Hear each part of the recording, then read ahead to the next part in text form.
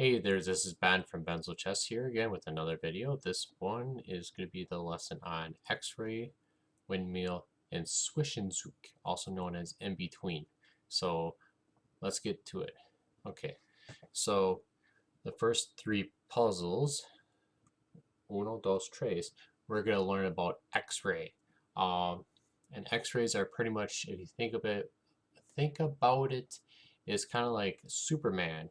Superman has many abilities, and one of them is he can see through people and through walls. He has that X-ray vision. He can see through a lot of things. So that's what an X-ray is. In the medical field, it can see through your skin and see like your ribs or your bones or whatever you may have going on. So um, in this puzzle, we're going to learn what X-rays are. They can be looking through your opponent's pieces, or they can be looking through your own pieces, through opponent's pieces, potentially attacking another piece or winning a square. So in this one, we're looking through an opponent's piece. So this first puzzle, it's going to be black to move. And we think here that maybe, well, why not just take this rook? But the problem is, they're going to take back. Okay, so probably the best thing you can do here is maybe just win a pawn right away, and then at least get that, lead right away. So our rook here, instead of taking this rook, he can actually see through the rook and hitting the other pawn. So our move is using this rook to take this pawn here, and it's actually looking through each other. So it's actually protecting each other. That's what an X-ray move is. It's protecting, attacking through either your opponent's piece or your own pieces, as long as it can happen. So, and for example, if rook takes rook, we can take back, and we just won a pawn. So that's an example of the first problem. We're going to see two more X-ray examples, okay? Ready? Let's go.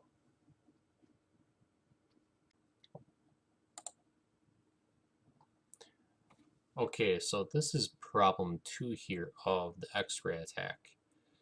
And in this problem, we are playing on the dark side, the black side, and we got to figure out what's the correct move. And there's many things you can look at here. So in this puzzle, it looks like, well, couldn't we just give a checkmate by moving queen to f8 or f1 here? But the problem is the knight protects that square. So queen going there does not work. And if you think about it, well, what if our rook takes? Well, either the knight or queen could take, and it's just going to be a trade-off. So maybe queen can take, queen takes, knight takes. We just had a trade fest. We're just trading off pieces. That doesn't work. Sometimes just trading doesn't work. You have to really calculate it through. And I'm not talking about using a calculator, but actually daydream your scenario out, how you would play it like in a daydream. Move it in your mind, not on your hands. Only see it in your head first before you play it out. So that's what I'm trying to say. And here we actually are using an X-ray to see through a piece onto a square. And it's not this queen looking at this square, because that square on D2 doesn't do anything. And looking at the other queen doesn't really do anything either. So the crazy move is the rook can see through the other rook at E1. So we want to move our queen to E1, where we are attacking the king here,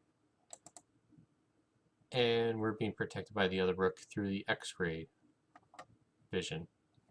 So what would happen here is the rook will take our queen, because we sacrificed our queen. Then our rook takes back. Is it checkmate? Not yet. It almost looks like it. We still have the knight jumping to f1 to block. But that's the last chance to survive. We get the next move. Boom, checkmate. Okay, so that is problem number 2. We went back. You should be able to see that the x-ray is this rook looking through this rook over here. Okay, and that's how we got that problem solved. So if we go to x-ray number 3, this one's going to be a little bit difficult. This time, it's not just looking through our opponent's pieces, but looking at through our own. And here we can see that we do have a potential attack. I mean, this rook looking through here, it's not really the attack right now. We can't really force this pawn to go anywhere. And there's nothing on this file, and this queen's stuck. So the only real x-ray vision right now is this bishop looking through its knight, and its pawn is looking through 2 pieces of its own and hitting the rook. So that's amazing x-ray vision there. So, okay, it can see that rook over there. How can it hit it? Well, we have to kind of calculate everything through. First, we have to get, well, we have to move this knight first, and then we have to move this pawn second. So we have to figure out how to do that. Well, you can actually make it work, but it takes a lot of sacrificing. So probably the first move is knight takes this e4 pawn. Bam! Knight takes e4. That's good. Now we're up a pawn. And now since after knight takes e4, d will take e4, trying to keep that material on its winning for the white side. But now we have this awesome push, a discovery. Part of the x-ray was the discovery. We pushed the pawn to have a discovery fork and hitting the rook at the same time. That's a big move. Plus, our rook is protecting that pawn. So what happens next is, well, we have to save the queen. We have to take the pawn back with our bishop. That's what white has to do. But cha-ching, boom. Our bishop went from here all the way here and gobble up the rook. And if we look at the whole material, it's 2 bishops, 2 rooks, and a queen versus 2 bishops, a knight, a rook, and a queen. So actually we are up a rook versus a knight in this position. That is excellent. Okay. Let's go with problem number 4, the first windmill.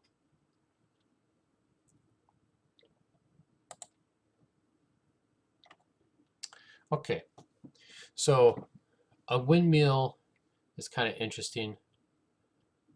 I think of a big fan, okay, and it just starts way up here and goes all the way to the other side and comes all the way back. Comes all the way over here, comes all the way back. Comes all the way here, comes all the way back. You know, it keeps on repeating. It goes from here to here to here to here to here. It's going back and forth.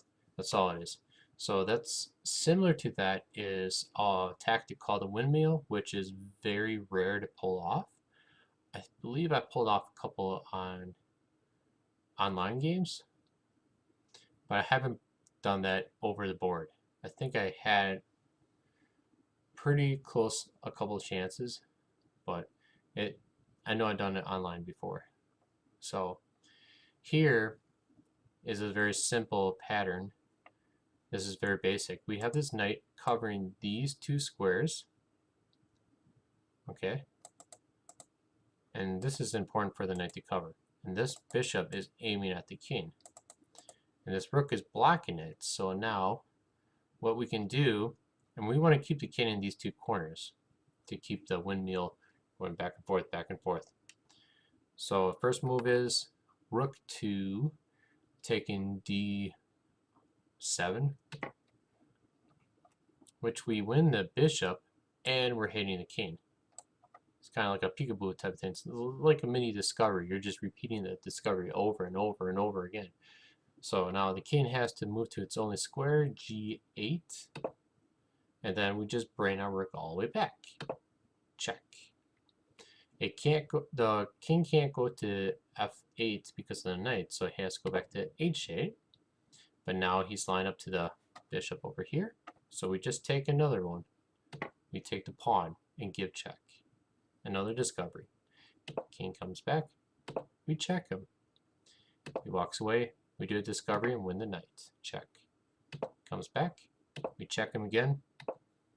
He runs away. Check. He comes here and checks. So we ended up winning a lot of material there just by going back and forth, back and forth. Right? How much material did we win? We won 9, 10, 15 material points.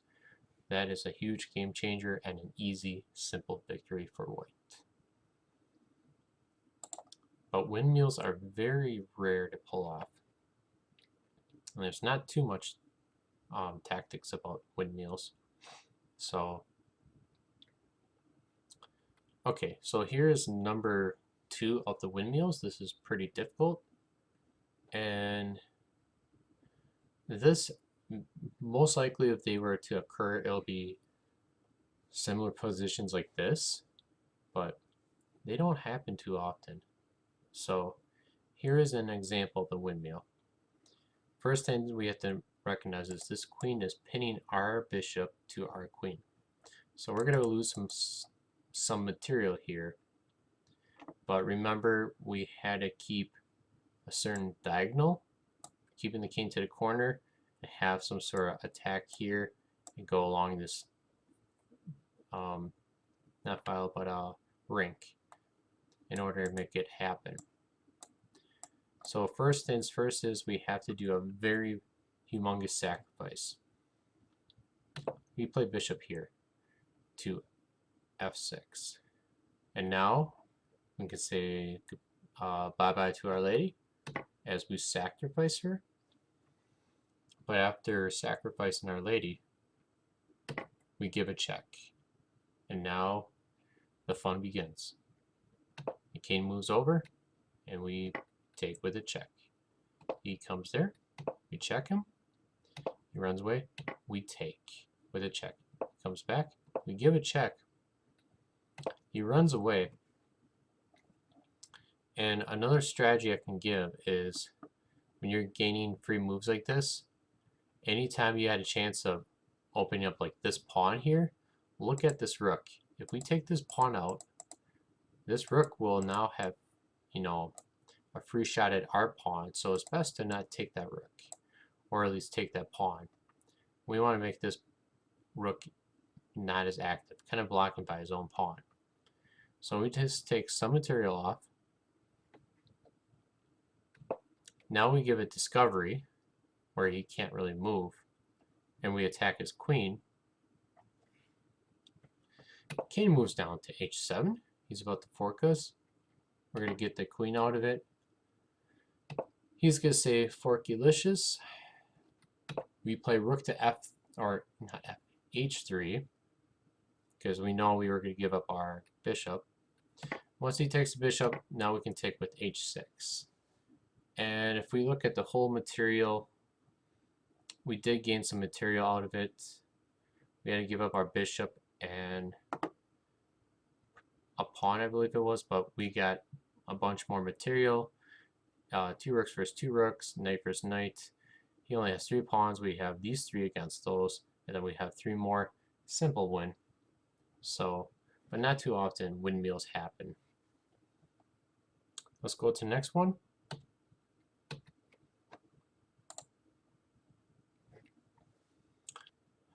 So now we're on our final part of this whole lesson.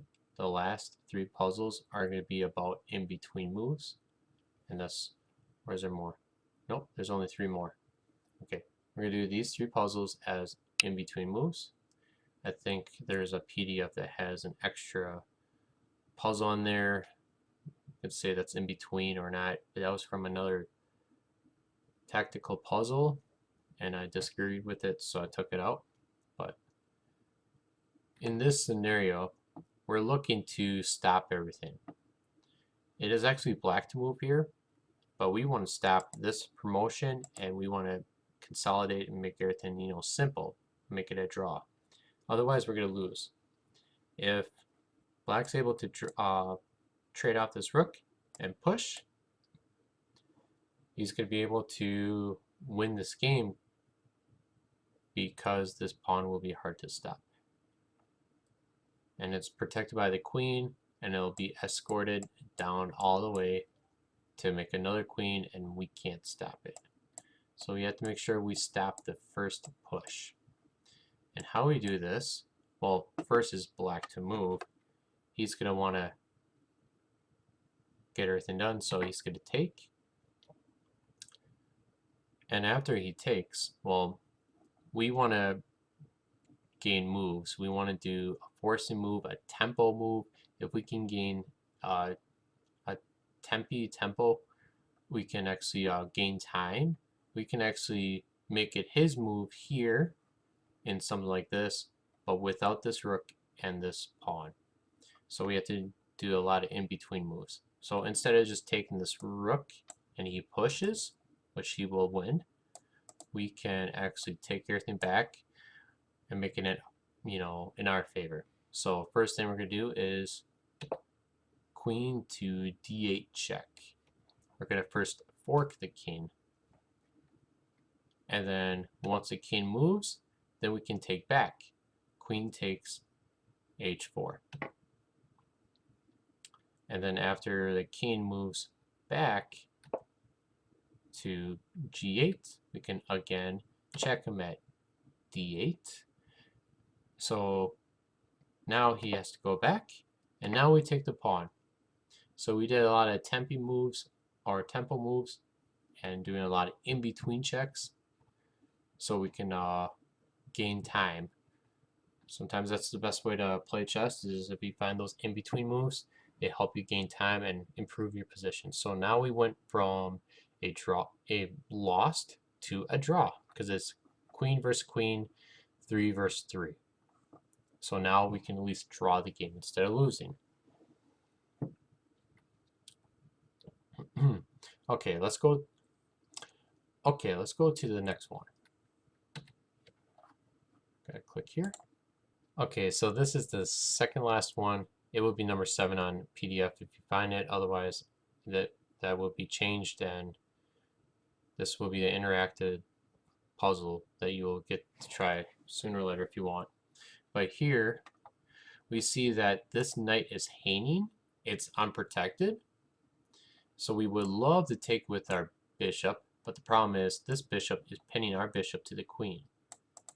And if we take his bishop, he takes our pawn back, and there's no way to take that knight. We can jump here or here, but that ponies could run away, or knight.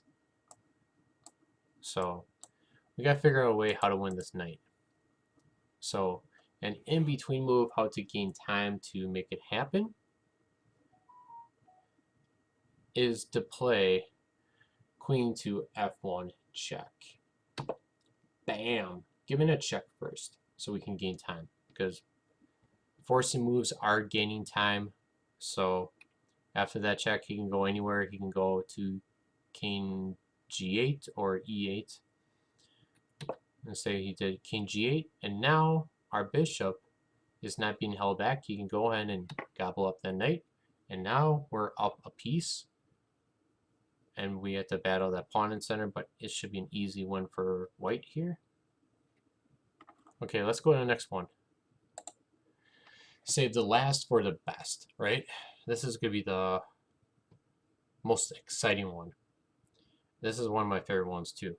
So, and this can happen in a game scenario, and I had similar positions where this has happened in my game.